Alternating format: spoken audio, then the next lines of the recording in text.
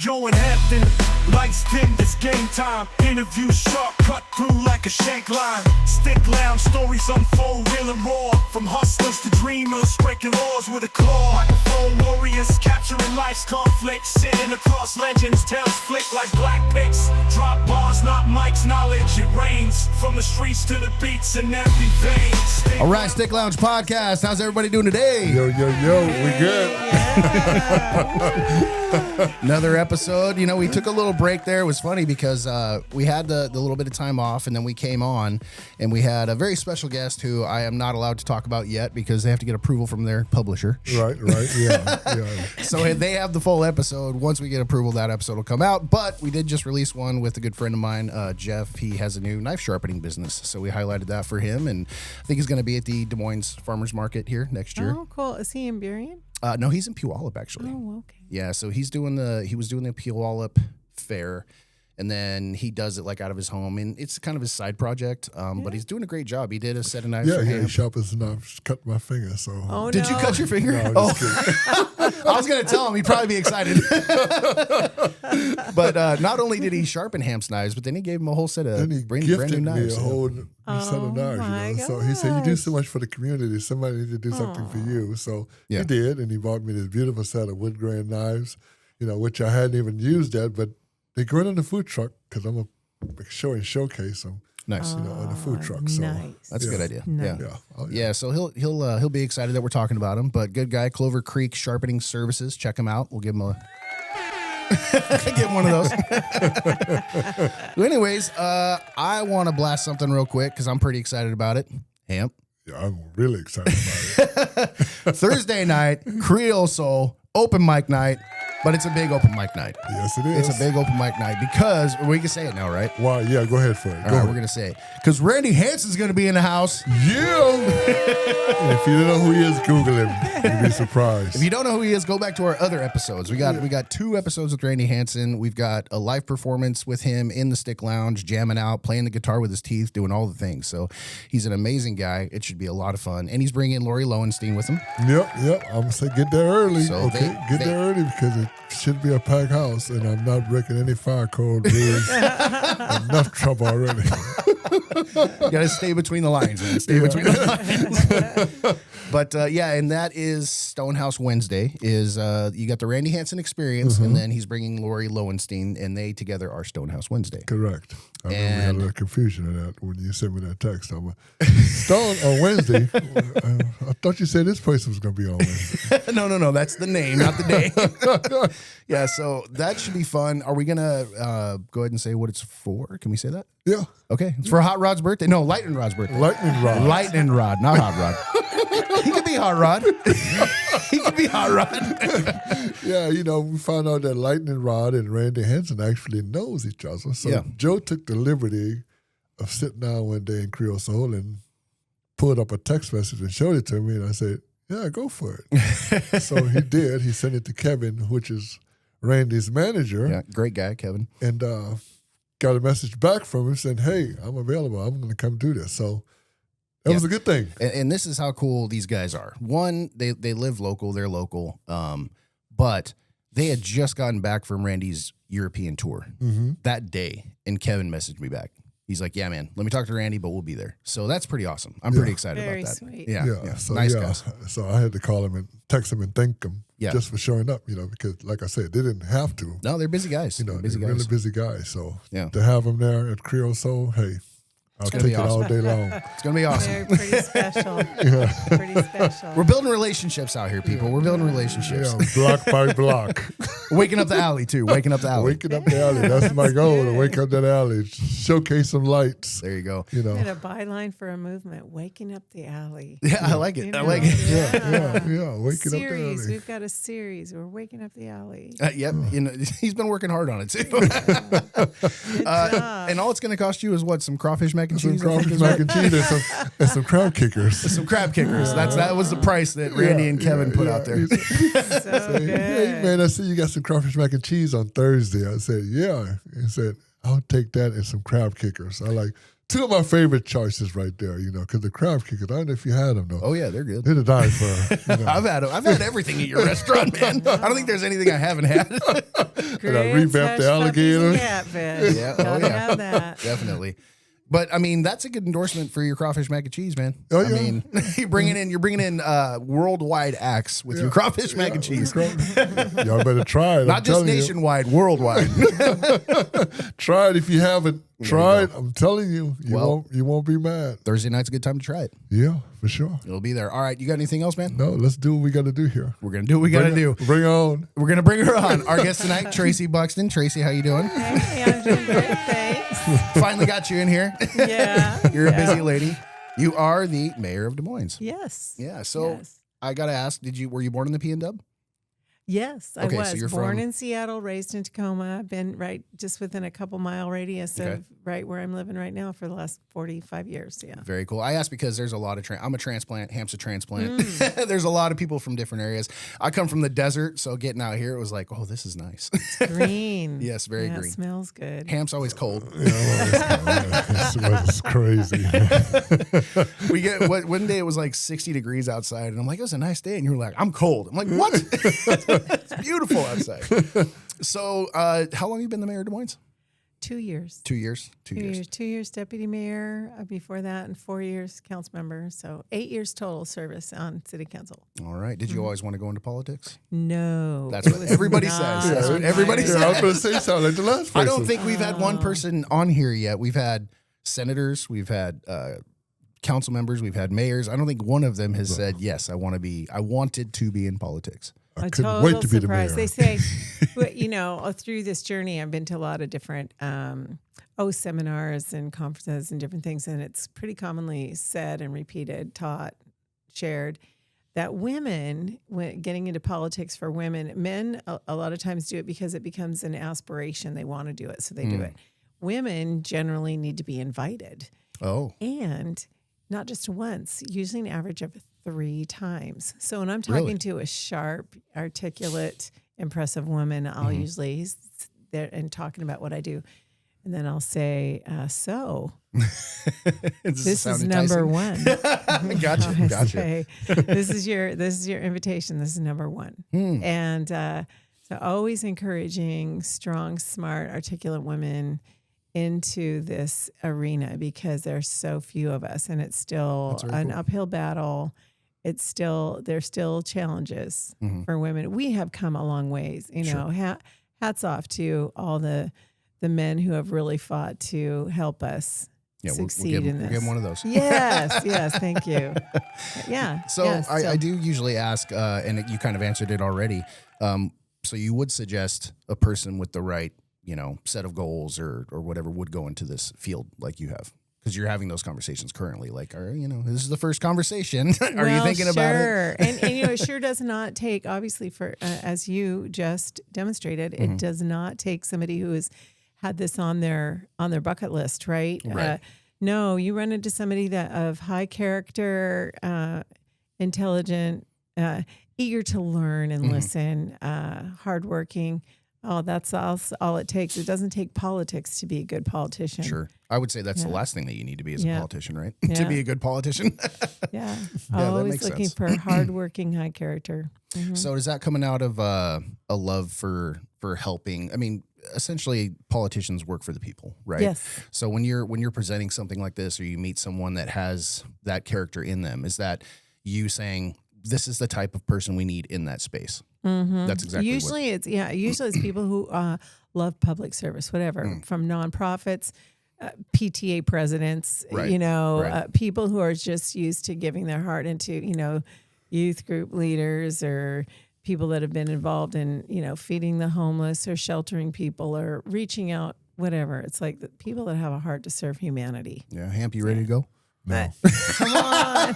Come on, buddy. About 4 years ago, I was somebody asked, why don't I run for city councilman? And I was like, no. I don't know if you've had time between the truck and Creole Soul and everything else. Didn't have time trying to fly and Yeah. all that whole stuff, Well, and that's something that people forget too. When they see that you're mayor or senator or anything, they forget that a lot of times have another job that you're doing. You know, this is something that you're taking on top of that. So it's a big commitment. Oh yeah, almost 100% of your municipal electeds, and I'm just going to stick with King County for right now, have jobs outside of this. This is not, you can't live on this. Sure. Is it even minimum wage? Yeah, I didn't think it was. Yeah. You're not making a lot of money doing it. If you serve in Normandy Park, they get paid nothing. Oh, really? Yeah. I did not know that. 100% We had Susan West on. volunteer service. Yeah, And she probably didn't tell you that. I don't think so, no. Yeah. No. It's very nominal. I mean, it does help with gas or maybe your groceries or Some kind of stipend for travel or whatever. yeah, well, you do a lot of meeting people out in the community, and you want to be, for me, I'm going to speak first person. I want to be supportive of community businesses and that. So I try and spread around where I meet people and try and have coffee or lunch around town. And so it adds up. Yeah. Oh, I bet. I bet. Do you enjoy it? Oh, yes. Yeah, you do? It's been my favorite job. That's very, yes. That's very cool. That's very Yeah. cool. All right. So you're not running again for next year. Correct. Now, I'm could you not. if you wanted to?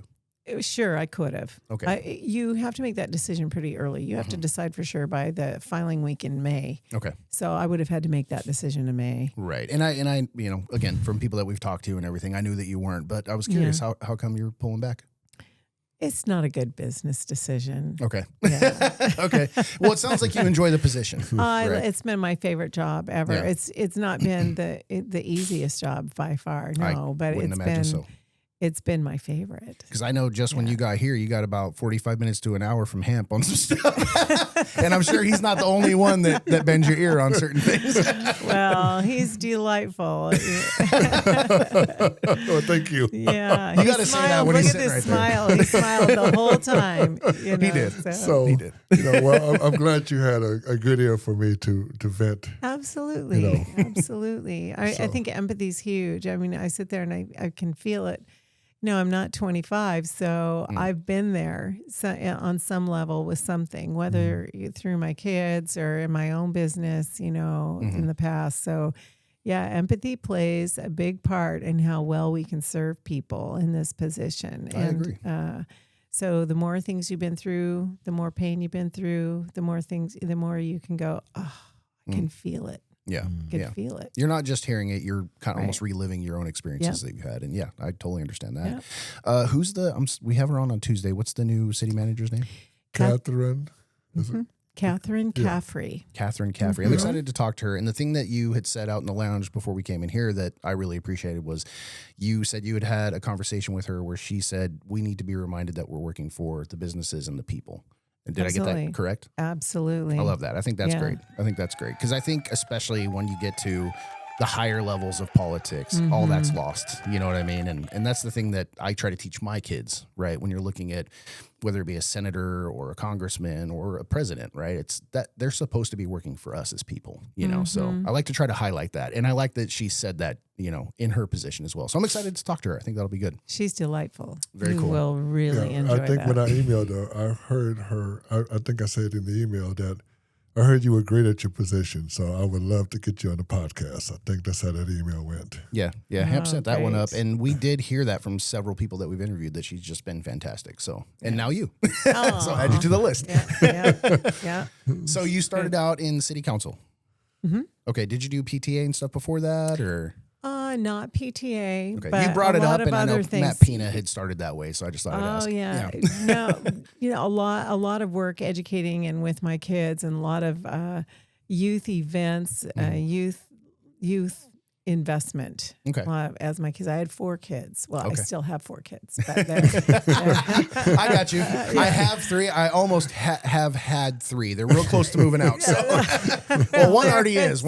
But I share, you know, I was like, what's wrong with me, you know, with my kids? Because when I was young, I moved out when I was 17 and I never went back. right. 18. And well, it's not that I didn't like my folks or anything, but it's just like the world was a wide open adventure and I wanted to experience it. And I worked hard and I didn't need to go back home. That was And it.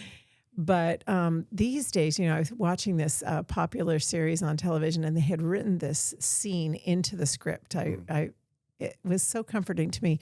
It was a dad and then his 27-year-old son who was something was going on. He was going to have to move back home, and Dad goes, "Oh, son, is this going to be okay? Me moving back in with Dad and blah, blah, blah." And he looks at his dad and he goes, "Dad, we're millennials. It's what we do."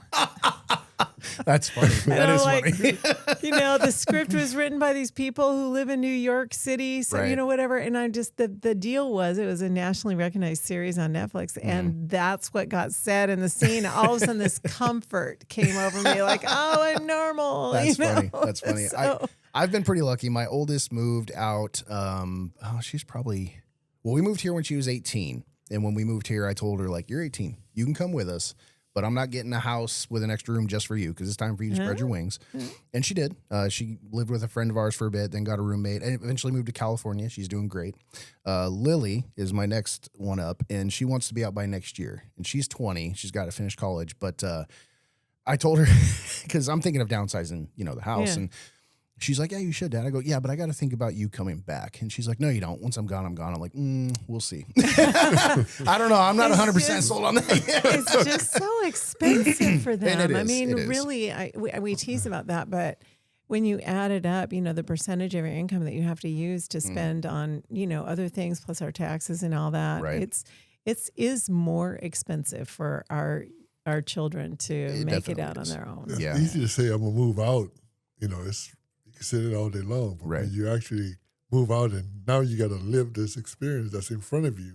Well, and it's all the little Yeah. things that you don't think about, that you learn as you get older, like just food, just groceries alone. They're expensive right now, Yeah. and I'll tell you what, one of my my daughter's favorite things to do is DoorDash. You when you're living on your own, you're not going to be paying for DoorDash, okay? Oh my God. You're going to go to the store and you're going to buy it and you're going to cook because it's going to save you money.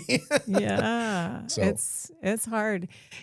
Like for me, I mean, I don't even have to say what the numbers were, but on a part-time job, I paid for college, just, like Highline College Right. tuition amounts there, and lived with a bunch of other girls in an apartment right in Burien. And I was able to do it without my parents' help, and I did it for 5 years.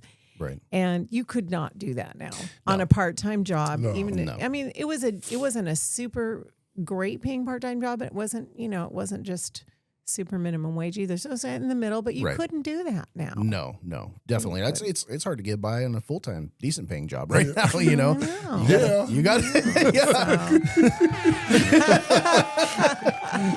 Hopefully, things will settle down a little bit. We'll see. We'll see. Yeah. Every day's an adventure. Come on, yeah. So, when did you first decide to go for city council? What kind of was the spurring moment for that? Was it someone bringing you in? Did you have a mentor, or how did that work? Yeah, it was a serendipitous meeting in a dark, rainy January afternoon parking lot over at the Print Place, actually. All right, sounds like Seattle. Yeah, and got chit-chatting with a friend who actually was on city council at the time. And a position was coming up, and they said, after this long conversation, 45 minutes in the rain, he said, Soaking wet.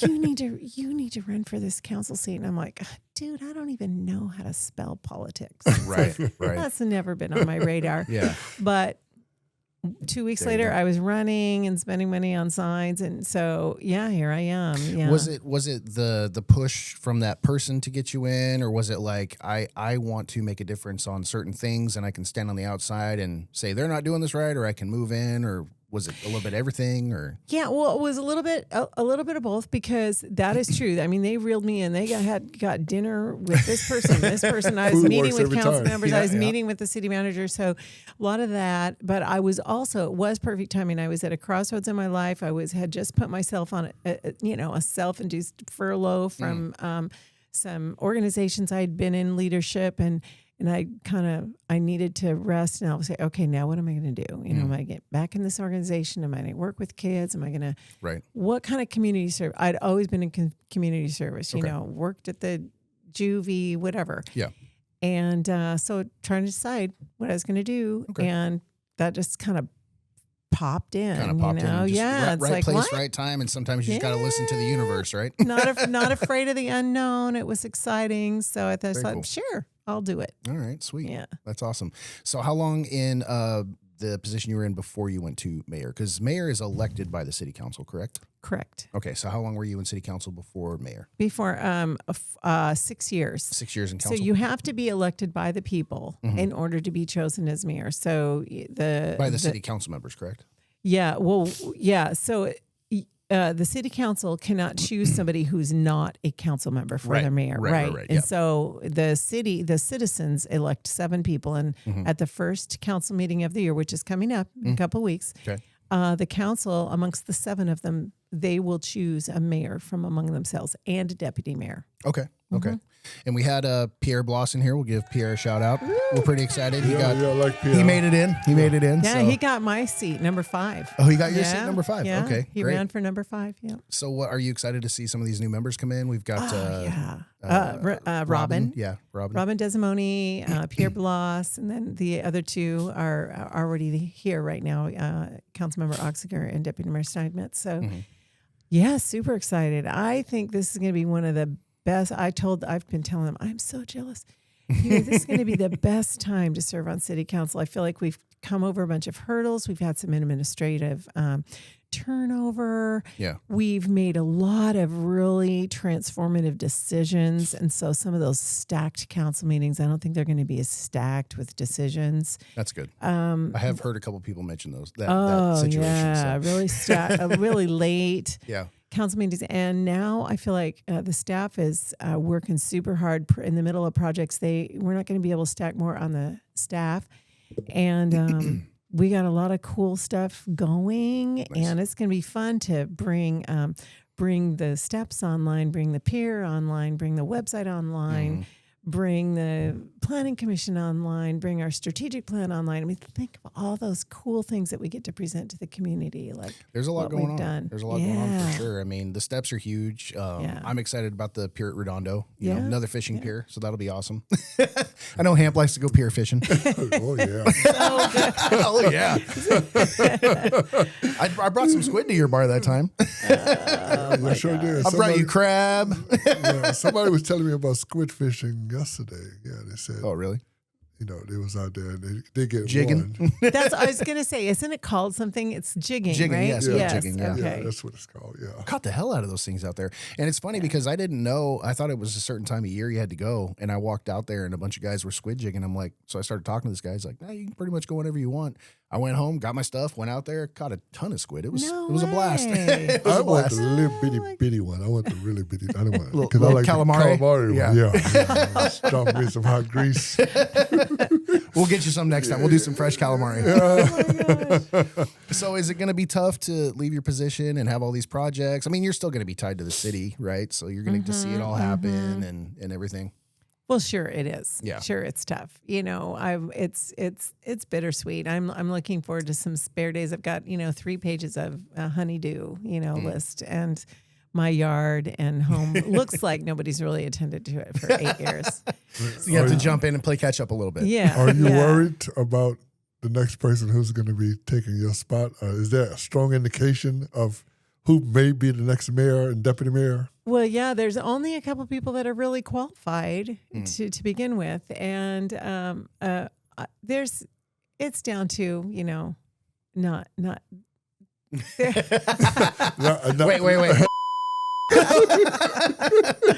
I'll tell you this though, I'm super happy with. I'm thinking it's going to be one of a couple people, and super happy with either one. And I think I'm hoping, cross my fingers, that between the 2 or so that. One of them's the mayor and one's the deputy mayor. That's my next question. So And, that could go like that, yeah. Okay. Yeah, I mean, but it depends on what the council wants, and you just never could know what can happen at the last minute. Honestly, I did say this the other night at my last council meeting. All those people, every single one of them, it takes a lot to decide you're going to run for city council, and if you're going to do it again for a second term, you know what you're getting yourself into.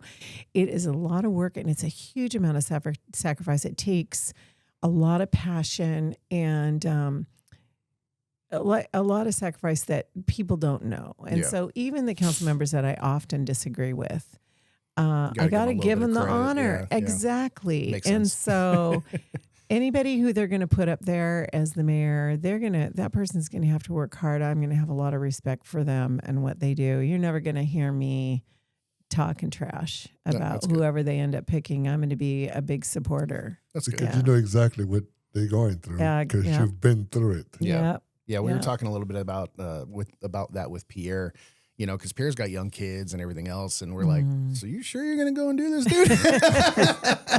But he sounds like he's in a good position to do it, and he's Oh, excited about it. yeah. I think he's the right man for the job, so I think, Oh, he'll yeah. do really well. Yeah, Smart guy, Super smart guy. and great character. I mean, I just really enjoy being with him. He's Yeah. like a steady, even-tempered Yeah. guy. Really appreciate him. Yeah, he's going to do a great job. I think so too. How was your deputy mayor, Harry? We've interviewed Harry on here once or twice? Once, right? Once, Yeah, we yeah. had Harry on once. As a matter of fact, he went through walked by everything with him. last night. He's came about to swung through. Oh, really? I was close. Oh, yeah. I was working on the canopy, so Yeah. No, Harry's a good guy. You know, He run into him at is. the farmer's market all the time. But you guys got along well. Everything was good between you two. Oh as deputy yeah, mayor I and mean, mayor? when I first met him, we ran against each other, and so we went. One of the first things we did is we went out to coffee and kind of shook on it that we were going to run an upstanding campaign, no negative campaigning, no trashing, no whatever. And he was a gentleman from the very beginning. We stuck to that. We came out of the other side of that race as friends, and we've been friends ever since. He's a fantastic guy. I think Yeah. he told us the same story, didn't he? yeah. Yeah, he was Yeah. telling us that you guys had that conversation and you ran against each other. And Yeah. everything. Yeah, that reminded me. No, He's super into being the deputy mayor and a council member. He does his homework. He comes to the table prepared. He gives it all and more. Yeah, I know he So. cares a lot about the area, and I know his hat's in the ring for mayor. So we'll see how that goes. what position were you in? I remember was a guest speaker over there when Matt Mahoney. Were you at the quarterdeck that day? Oh, quarterdeck. Yeah. Let's see.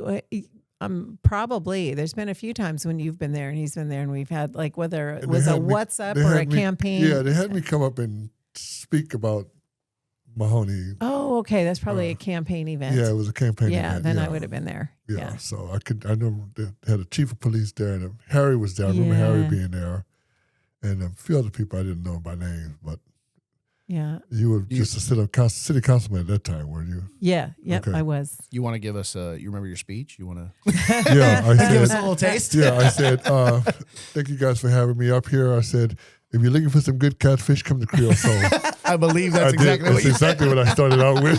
I believe that. I said, but really, I said, experience is a good teacher. I said, you can't go wrong with, having Matt Mahoney. I said, the vote should be real simple. Yeah. This is your man. So enjoy once And again that was for him running for mayor. for mayor. So you were Well, speaking he wouldn't to, have been running for mayor. He would just run for city Okay, council. Okay, city councilman. Yeah. Okay. That's where I was Yeah. confused because And I was then like, he did get chosen He as got mayor. chosen as mayor. Yeah. Okay. Yeah. I was curious for a moment that like city council had a thing and you were able to speak to to try to influence the council members on their vote. I was like, whoa. I was like, whoa, man. That's why we wanted you up there. 6'11". All right, man, I'll do it. So yeah, that's how my speech went. Just like that. Run the tape back and go check it out. I believe He's another good guy. I mean, he always, I don't think you could say that there's somebody that has put more into serving our city on city council than Matt Mahoney. I mean, he gave everything, and always came prepared, always had great things to say. I would always think, man, I wish I would have said that. I mean, he did a stand-up job. Well, He's and just he's from a the good people that I've met, Matt Pina, Matt Mahoney, you, like I have not met someone that's been in the position where I'm like, wow, you know what I mean? Like all great people, all great Thank ideas, you. all working towards the city, which is awesome. Thank you. What are your plans post politics? Well, serving the city. Okay. What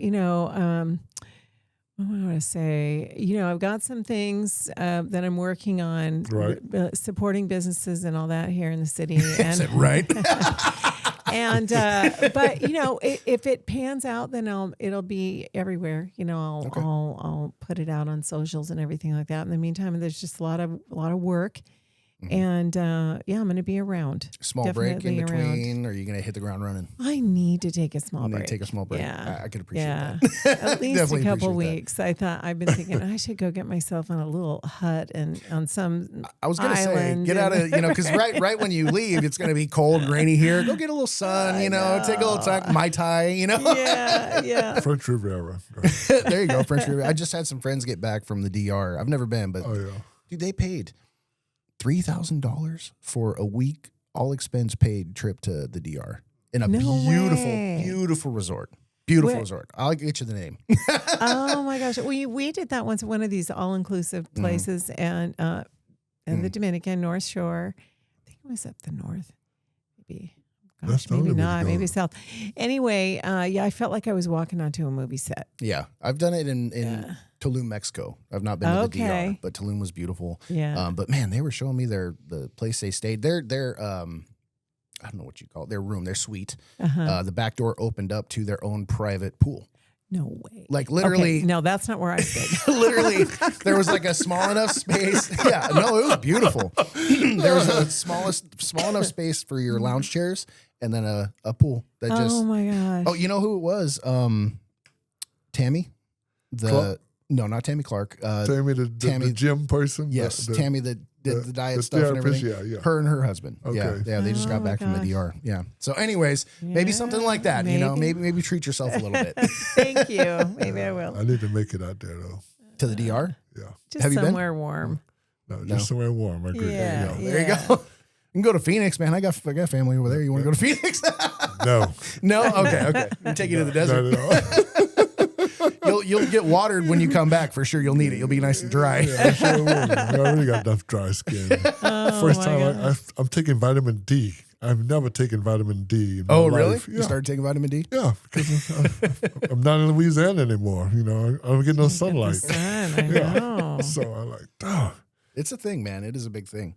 So, what do you want to see for Des Moines? Like, what if you were staying in office, right? You guys have done a lot. There's a bunch of projects coming in. What are we lacking right now? What needs to be the focus of the new crew coming in? Well, what?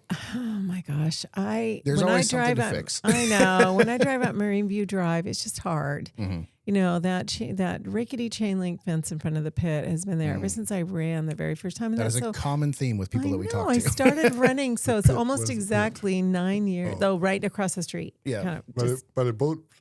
No, by it used to be a boat place. Wally's. Yeah, right across the street. Yeah, okay, yeah, I know what you're talking about now. Yeah, and so that bugs me. Yeah. And the rickety fence bugs me, and empty lots bug me. And so, if there was something, I honestly think that this strategic plan that's coming down the pike is going to give the council permission to make harder decisions Okay. without feeling like they must bend to very strong voices to the opposite. Right.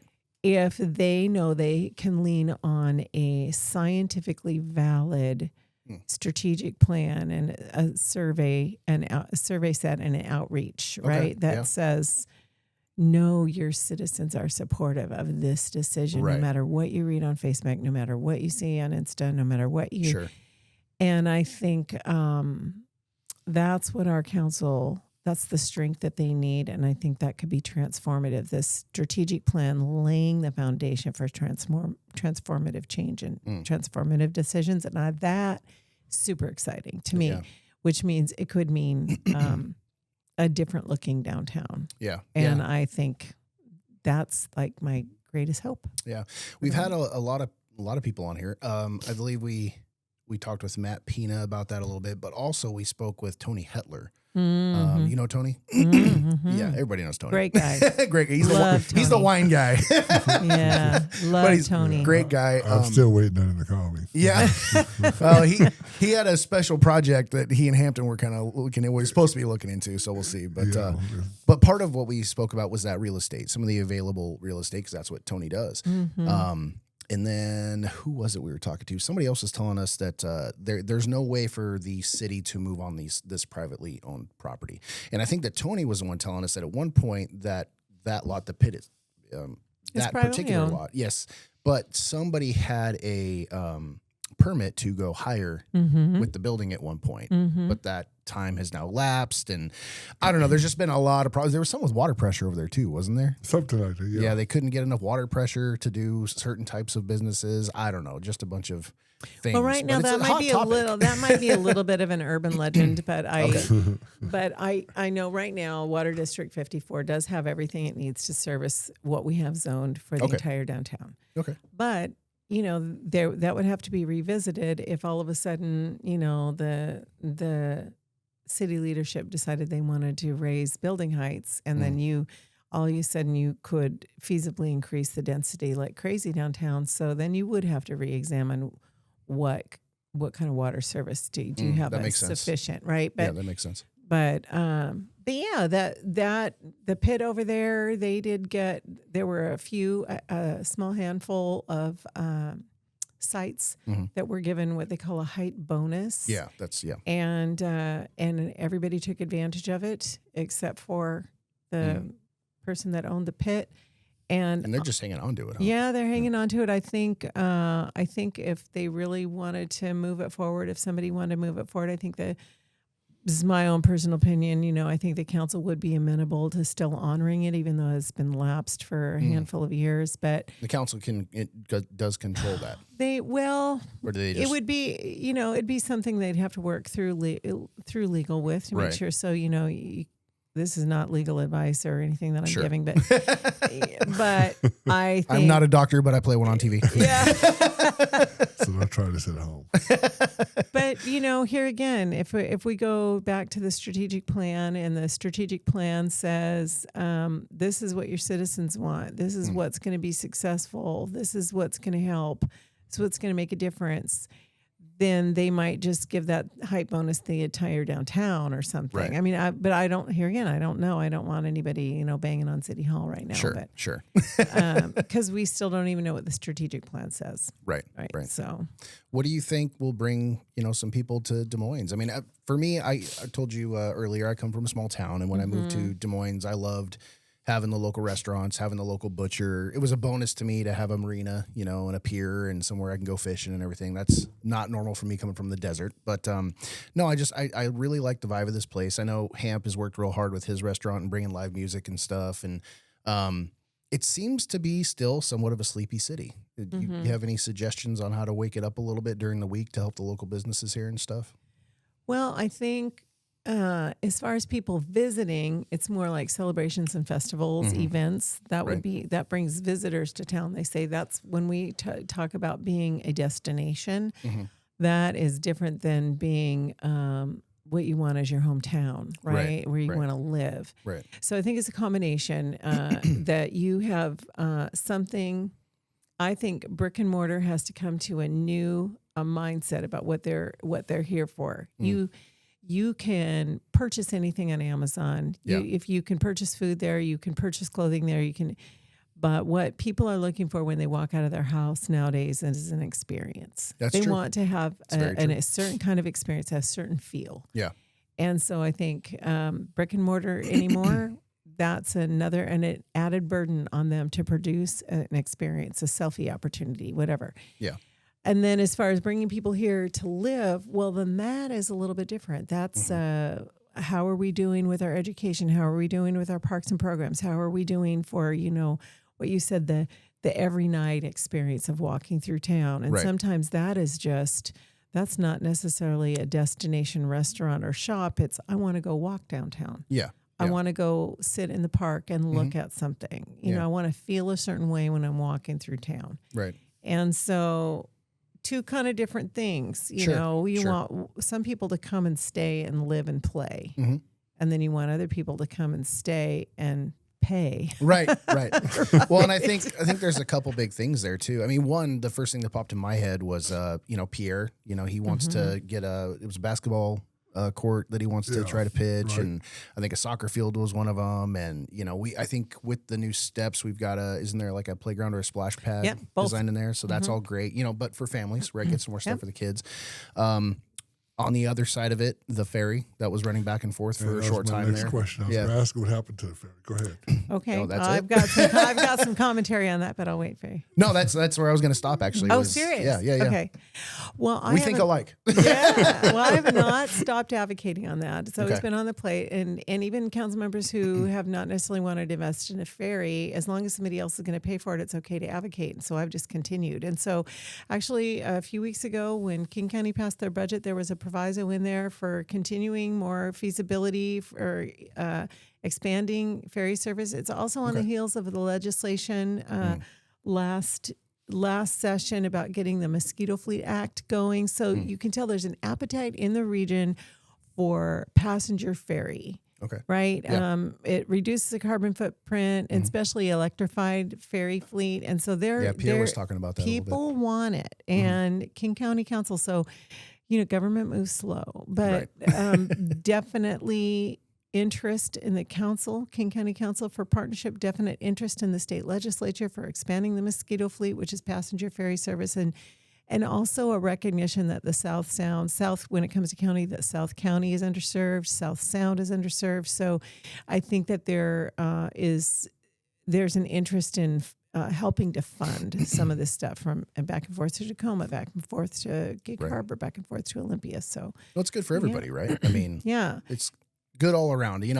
If Ruston that's a really cool spot over there. If they had a marina, I could see going from here to Ruston, from here to Seattle, from Seattle to it's a really viable option for us here to hit those waterways. I'd rather ride a ferry than be on the freaking freeway. Freeway sucks. What's going on with the light rail now? They just Well, ran that's up a really good It's segue. running, So yeah. I'm just saying, when they get all these, you guys, transit-oriented developments, right? They call them TODs. And when they get these 1,000 some odd units between Ankle Lake, there's already 2 huge apartment complexes going online here as soon, and then they've got some pretty big housing developments planned right across the street from the college and right next door to the college. And then you got Star Lake, and then you have Federal Way. Right. So the capacity is going to be loaded on light rail. It's going to be used. And same thing with the parking garages. So any additional thing that we can use for commuting is going to be helpful. And that's also going to be a little bit different experience than light rail. So I don't think when it comes to the measurement of the feasibility of a commuter option, if we had a 64 passenger ferry service that stopped, I do not think it would have any problem meeting capacity. I don't think so. No, I mean, because these parking garages and these light rail service stations are going to be full. Well, and I know people that go to, they'll probably go here now because the new light rail stations are open, but they'll go up to what was the closest one was Angle Lake, I think, before. Yeah. They'd go up to Angle Lake Park and then go to the games, and they all live here. You know what I mean? So if you could take a ferry over to see the games, I mean, that'd be great. It'd be huge. I'd do it for sure. Yeah, ferry's fun. Now, moving on, let's take a little trip down. Moving on. Let's take a little trip down Mountain View Yeah. Drive here. Yeah. The city got 2-hour parking signs there. Oh, on Marine View right here. Marine View in Drive, front of the yes, theater. Yeah. They say that they have 2-hour parking signs. My information is, okay, so I could be wrong, and I'm open to being corrected, but that there were some businesses that were asking for that because they wanted their patrons to be able to park, but residents were parking there, employees were parking there, and some people were just parking all day long. So then you have a restaurant that wants to be able to have some rotating space, and they were not having any rotating space in front of their restaurant. So Gotcha. had evidently a couple businesses saying, hey, help us out here. We need at least some rotating parking spaces availability in front of our place of business. So I think there was a little communication faux pas there, and I'll say, we owned that. But the response is it's in response to business input. So it's trying to help them keep Yep. customers rotating, keep parking space. I mean, we do have limited parking down here for sure. Yeah, it's very limited. I was driving down there one day and I just saw because they put all the orange flags on them, and I'm like, "What's all the orange?" Oh, Those are, I'm sure. I think the reason they do that for everything, it's like it's MO or catch your something eye. like that, and then they'll take them down after I don't know 60 days or something. well, yeah, because well, I wasn't parking there, but I noticed them because of the orange flags. I was like, Yeah. oh, there's something new going on here. Yeah. So it wasn't a city decision. It was No. based on ownership of businesses. Right. Gotcha. It was a That response makes sense. to Yeah, that makes yeah. sense. What would you like to see with the Masonic House? Well, I'll just say this. I don't even, if it does get torn down, Yeah, I might not even go watch. I think I will cry. really. Yeah. I agree with you. I think it's a beautiful building. It the is. history is If amazing. it could have been preserved. And I'm so, I'll just say this though, it's not for lack of trying. Yeah. I mean, when you have a global organization as longstanding as the Masons, and they work for 11 years and can't find anybody all over the world, some millionaire, billionaire with pocket change to come and Right. do that. Yeah. And some of the most famous billionaires in the world live within, you know what, Yeah. 7 miles Yep. of the radius of this. Real close. And you can't get any of those people in there. If you want to drop enough. Stick Lounge Podcast, some free money, we're here. Yeah, I'm all like, Joe and I, we broke. I mean, some of these people have so much money that they wouldn't even know that they lost it if they spent it Right. to redo that place. Right. And I'll tell you what, don't if I ask me had why it, they I would do didn't. it. I've talked about it the Right, last time. so many with cool when- ideas. It can be such a cool venue. You know what I mean? For lots of different things, Matt from Pina- a winery to a, Yeah, Matt Pina was saying that he played there, and it's got an amazing stage and just great sound, and even just to turn it into kind of like the Field House, right? Like maybe it's a museum that you can go visit and see and tour, but then you can rent it out for events and have shows there. It'd be really cool. But I do also understand there's a lot of probably code violations in there that need to be brought up to code. But we just couldn't find anybody that's willing to finance Yeah, it, and or whether it was the state or the federal government or the county or How much? a private, I don't even know what it is. public partnership. How None much of do you it think that just- property's up for, or what's it? Do you have any clue what it's Well, worth? I think he bought it for about 11, but Well, that's what I heard. I think 11. Yeah. But holding costs are astronomical for him right now. Yeah. And yeah, I think that we got a quote on it. I think to redo it be like over $100 million just to. Really to revamp Well, when it. I first got elected, the data was like $300 a square foot, and that was before COVID. Yeah. And I thought that was astronomical. there, buddy? Yeah, $300 a square foot Square had me foot. Oh my bump god. the mark there. Yeah, no, I saw you hit yourself in the. I'm like, But oh. but that it's more than that now, Yeah. So plus, it's crazy for anybody to kind of consider. You just have to be a billionaire that is in love with it. Yeah, It's for my sure. dollhouse, The only thing that I forget who said it to us, but they were like, the benefit of it being torn down would be possibly some multi-family housing that could go there, Yeah. and I could see that being a benefit to the businesses here in Des Moines, bringing more people in to shop and live and stay. So that could be good because it's on 26 acres? Is that big? 26. Almost 30. It's almost 30. It's almost Wow. 30 acres. That's a yeah. huge piece of property. I've been playing the lottery, so if we You've been playing the lottery? so we're going to own that one. Okay, I say we too. Yeah, all right. So, yeah, all right, to make You're sure I gonna get- make me do the construction on it, aren't you? like, Joe, here's my plumber, here's my electrician. Put it to work. Be a lot more than rebuilding the Stick Lounge, man. No, So if there's any silver lining to that Yeah. cloud, that's where it is. It's right Yeah. there. It's putting people to work yeah, for a large handful of years Mm-hmm. for whatever goes in there. yeah, definitely. And so that's going to be a city council decision in the future. Is right now it's institutional zoning with Mm-hmm. it's tax exempt, and so it would then turn, if it does get torn down, then it would turn into something that brings in property tax revenue and then brings in a lot of jobs Yeah. for quite a while. Yeah, I mean, there's Really nice. positives to it for sure, Yeah. but it's a beautiful building. Oh. So much Yeah, history. it's a nice. Same thing. It makes me They don't build them like that sick anymore. to my stomach. They really don't build them like that anymore. My daughter did a report on it, and she dug Oh. into some of the people that live there and stuff, and just some amazing history. I would hope that they maybe would open it up one last time for you to view it before they demo it. They if did that's the that route when goes. there was a company. The reason it's called Landmark actually is because of the company that came in, and they got the closest of anybody of redesigning it into something amazing. and it was called the Landmark on the Sound. Oh. That's why they call it Landmark right now. Before that, it was the Masonic Home. Right, And, okay. I mean, people still call it the Masonic Home, but that's where it got the name Landmark. Gotcha. And they did, when that closed down, they did have this kind of series of, here's your last chance, come and take a tour, blah, blah, blah. But now it's too dangerous. I mean, they've got floors, stuff falling in and walls falling in. And it'd be too dangerous to allow the public to go in there now. Yeah, just too bad. Such a cool building. To Sucks waste to see history go that way. Waste it. I know. I know. I want to turn to a club. And a big old kitchen. I know. Dining room. I mean, like, so cool. Such a cool place. How did you feel about the proposal for the hotel? You mean the one down at the marina? Yes.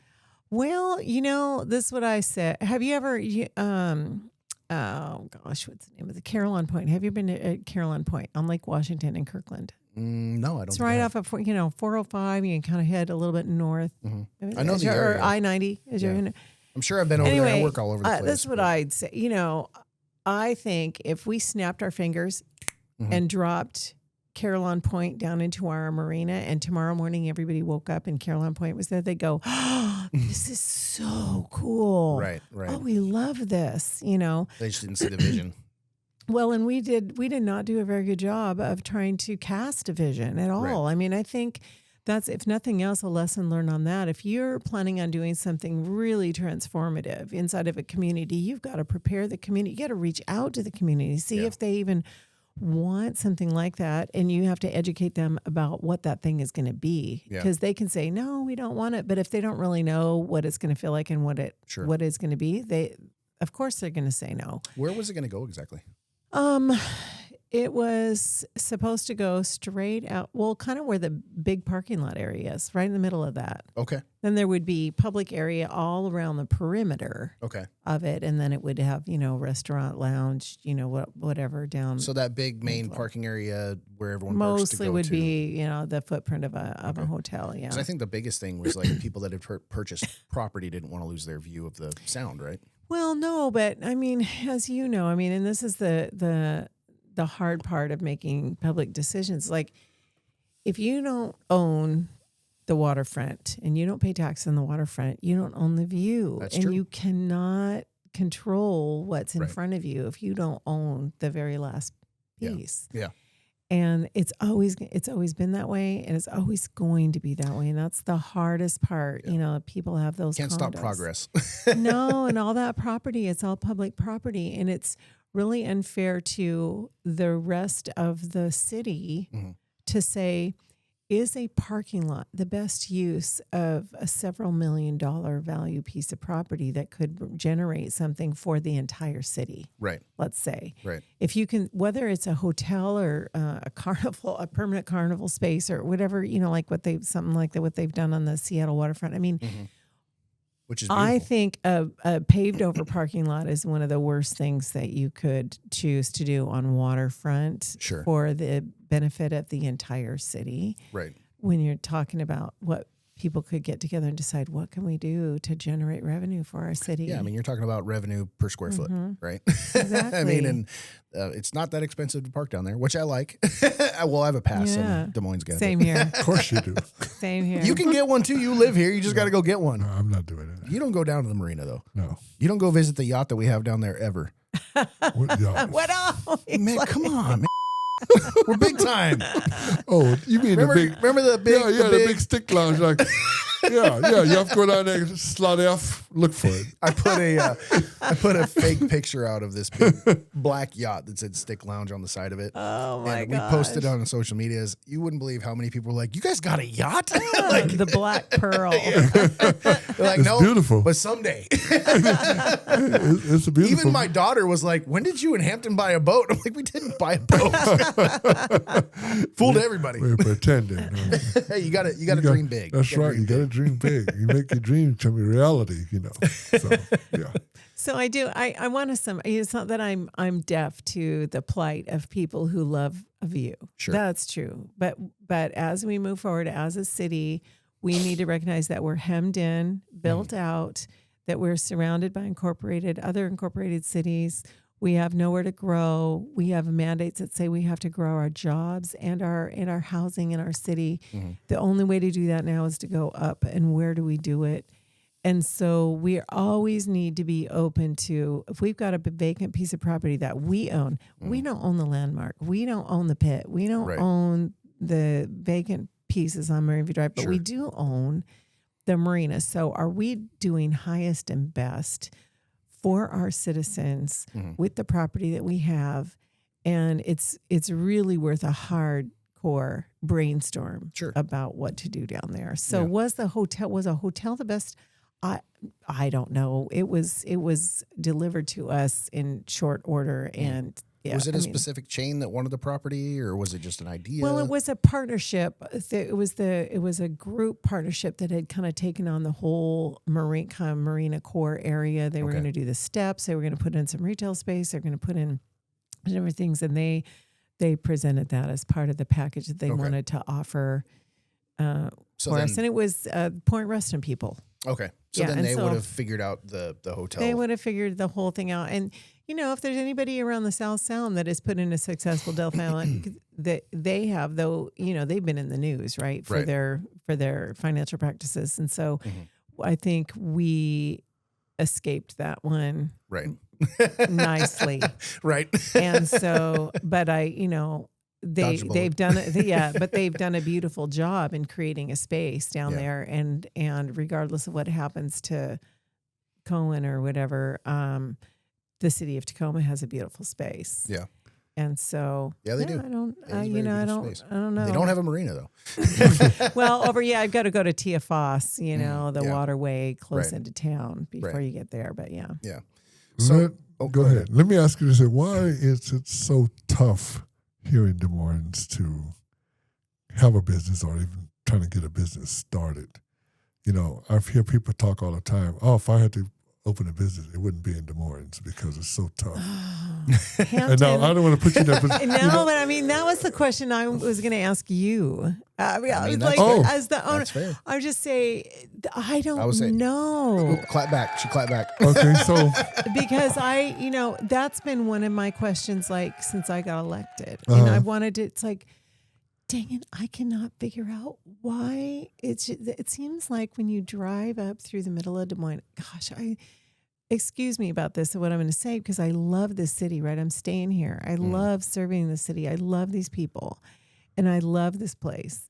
But it is kind of depressing sometimes to drive up Marine View Drive. And I know that some of our businesses struggle. And I know when I walk into some of them and I'm like, I know I sometimes feel like, give me about $3,000 in a week and I can make this place look different, Right. but it's not just making the place look different. It's a combination of things. And I don't have a good answer Well, I for mean, that. between Hamp, and Iris and Peony and Second Love Yeah. Coffee and Jamar's opened up recently. The point I'm trying to make is there's a lot of Class people group that here. want to, yes, they want to class do group. this, right? And correct me if I'm wrong here, Hamp, but Go it was ahead. a hell of a ride to try to get oh, everything it's set been, up. oh my God, it's like a heavyweight boxing match. Well, I think, okay, so, here's the thing. I do know that I work with these people on staff, magnificent, smart, strategic people. I don't know exactly how to work through this, but I think that communication is going to be key as we move forward. And we've got this, we've had some transformative change in our leadership. We've got a magnificent leader here. We got a new kind of fresh council. I think communication, kind of like in the real estate, they say location. Yeah. I think success in this arena is going to be communication. I agree, 100%. And so I think we've got people of high character that want to succeed and want to serve. So it's just a matter of getting a bunch of this passion in alignment. And I think that we can do it. It's hard work to set up a business. So I can't say, oh, this small business owner didn't have enough passion. I don't believe that. No, No. So- that would It takes be a a lot. bold-faced lie. Yeah, it would. You understand? Takes a lot. So it's not that. So if you've Right. got people that have that kind of passion, will, whatever, to do this, it's got to work. I don't know what the hitch in the get along has been, but if it's up to me, honestly, that is a huge component of what I'm going to be pouring myself into in the next few years. Okay. So Well, good. I mean, like I said, I don't know for sure. Can't how it's all divulge. how it's all gonna work out, but But it was tough. I I'll am just tell you that. I'm putting a lot of my future energy into figuring that out and supporting our small businesses. Yeah. Would you suggest that small business owners go to some city council meetings? Well, sure. I mean, we have but Robin, who owns a business, who need- is now part of the city council. needs but to be productive, though. Yeah. You know, it's like what I love is people who write to me with a complaint and then a solution, like a recommendation, whether it's viable or not. right. It's like, It's not just okay, an you open-ended you complaint. thought about it and you sent me something, Right. and so I'm going to look into that. You know, is it going to work or not? And so, and the people who are in the weeds are going to have the best advice about what will work. You know, as you know, you got your city council members up there, but they're like, they've been investment people. I'm a house flipper. Somebody else has been, an IT person or an engineer. Right. So Sure. most of us have not been, brick and mortar business owners like Robin is. You're right, A right. few of them have been, but you're going to need the advice, the educated advice from our small businesses to make good policy decisions. So, Well, I think honestly, like this platform has opened my eyes a lot, having the podcast, interviewing a lot of business owners and local politicians. I'm excited to talk to the city manager when she comes on. I think that'll be eye-opening. But I've also seen the struggle, with Hamp personally, the ventures that he and I have had together. But, even Second Love Coffee, we interviewed those guys when they came on, and I'll stop by and get a coffee every once in a while. I think they're doing a lot better now, but when they first opened, it was rough. It was rough, trying to get all their permitting and trying to get. You actually missed that one because you had knee surgery. Yeah, I was out on that one. Yeah, But they were talking about all the licensing and all the permitting and getting their plans stamped by the city, and they opened up. I think a couple months later than it might have even been more than they had planned, because getting through all the hoops, and I know there's code. I know there's things that have to happen. I work in the construction space, commercial, but it seems like Des Moines puts up a little bit more of a fight sometimes. I don't know why. one of the problems I had was, as I was putting all this together, I had to have an engineer come in and see if I Right. could do deep frying, because I had to have a type 1 class hood. The place before there was a type 2 hood in the place that was installed. So they had me bring in a mechanical engineer to get all the schematics and stuff like that. And I did my own work and came up with maybe off of 1 or 2 degrees from what they came up with. My problem was when they told me I was okay to get it in, okay, it was all in my kitchen, okay, laid out, put it up, had to hire somebody to put it up piece by piece, and I got 2 big units on top of the roof. They told me, you need to paint it After it was after I had installed it. They wouldn't tell me I needed to paint it while it was on the ground. Like I told you, outside, I think somebody would just you got some. with me for whatever reason.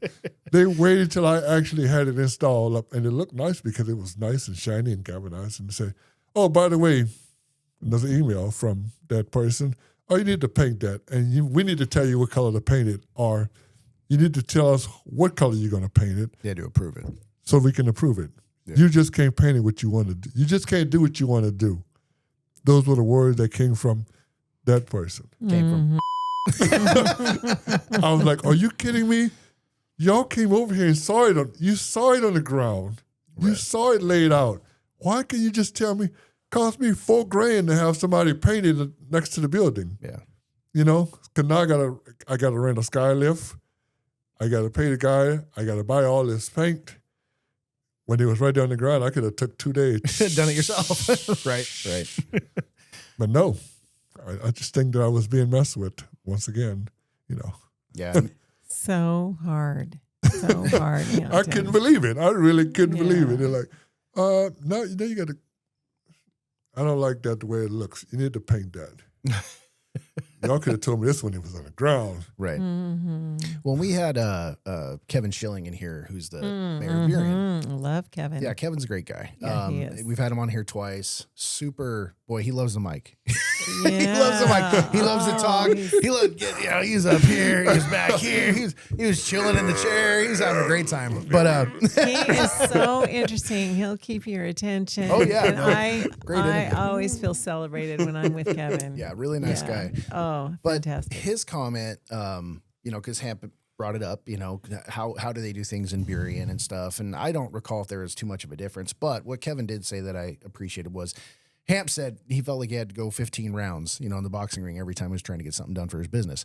Kevin's comment was it shouldn't be a fight, it should be a dance. It should be a back and forth. You should know exactly what you need to do, when you need to do it to get your business rolling. And I agree with that. I think that, again, never been a brick and mortar owner myself, but I know a lot of people who have, and it just seems like it's almost piece-fed or piecemealed to you, like do this, right? And you do the thing, and then they tell you to do another thing, and then there's another thing, and then they'll tell you to do something that you could have done 2 steps back before. There's no clear path, and something that the city could do, in my opinion, would be like, here's the steps, cut and dry, start to end. You do these things, and you'll be good to go. And I know every business is different. Putting a hood in your kitchen is going to be different than having a jewelry shop like the lady down below, but it'd be nice to have a path, right? Yeah, and that's how it was with the food truck. The food truck was a direct path.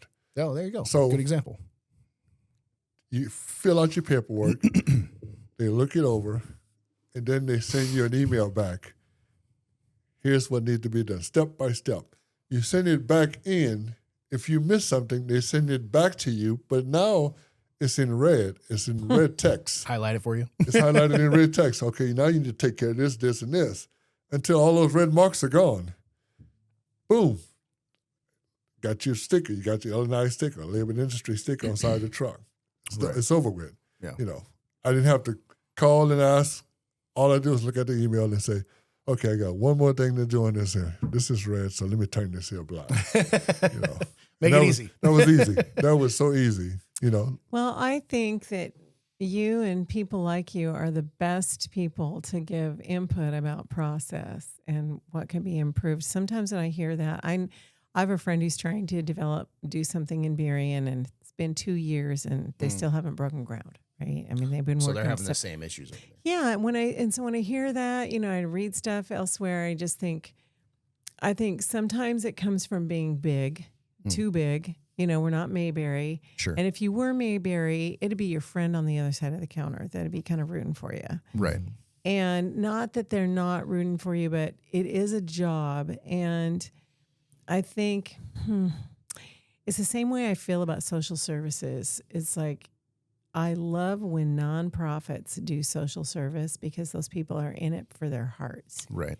It's not their job generally. Yeah. And I think that there's big value in being able to have a high percentage of your staff be residents of your city because they have like an emotional connection to the people that come to the counter. It's like, well, maybe I don't know you today, but you know what? Oh, our kids go to school together. And I wanted to take my wife out to your restaurant on Friday. But if I give you a hard time across the counter, that's going to be hard. Pretty soon, if you live in town, you end up doing business with a bunch of people in town or somehow connecting with them. And Sure. Community, right? yeah, and our society is becoming a little bit more fractured that way. Most people who work in these urban environments live out. Right. We only have out of 150, 70 something employees, we have less than 10 that live in the city. Oh, really?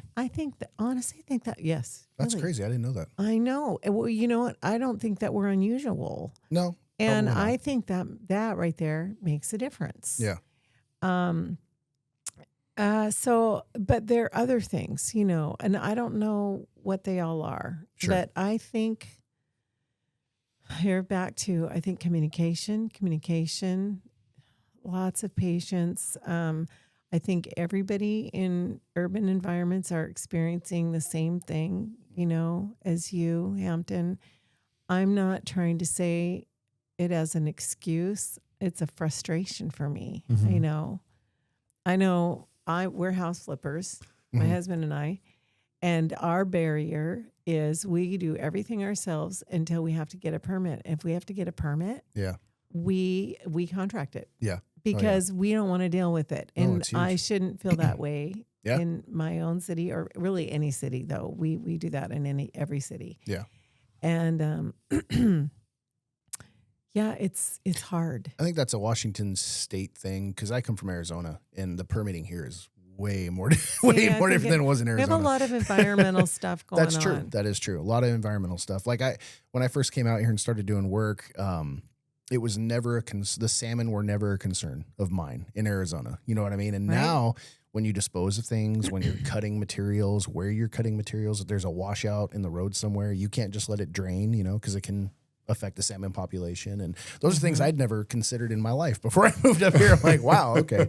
So yeah, there's a lot of environmental stuff that plays into it for sure. I'm sure that's why the permitting, some of the permitting is the way It's that it hard. is. Yeah. You know, we just gave Wesley permit on there. The city council made a approval for them to move forward on an expansion of their property really? over there. They're putting in another building. Oh, wow.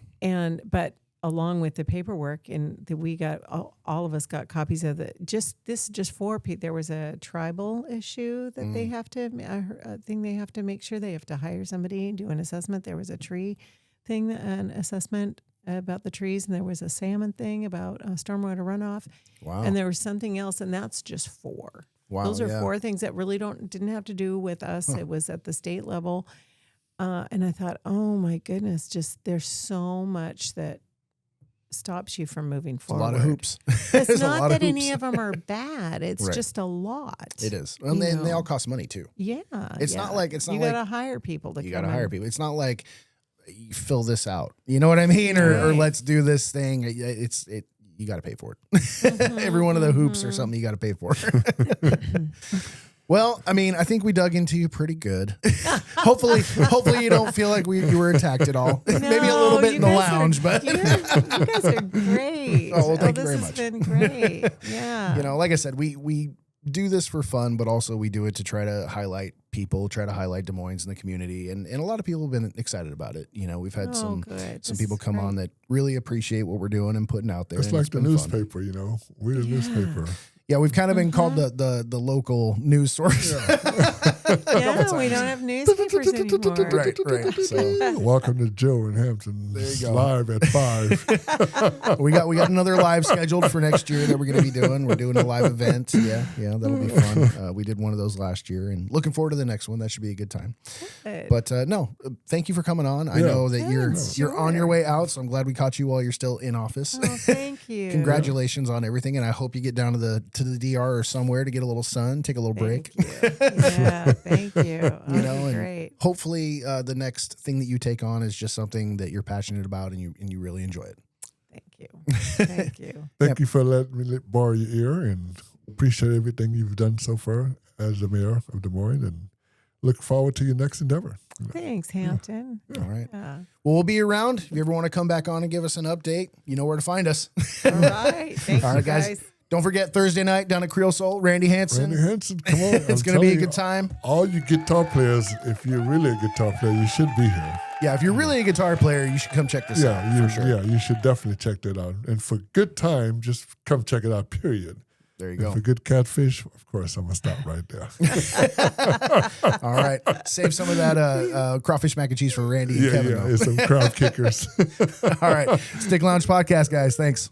Joe and Hampton, lights dim, it's game time. Interview sharp, cut through like a shank line. Stick lounge, stories unfold, real and raw. From hustlers to dreamers, breaking laws with a claw. Microphone warriors, capturing life's conflict. Sitting across legends, tales flick like black picks. Drop bars, not mics, knowledge, it rains. From the streets to the beats in every vein. Stick lounge podcast, tales heavy with the weight.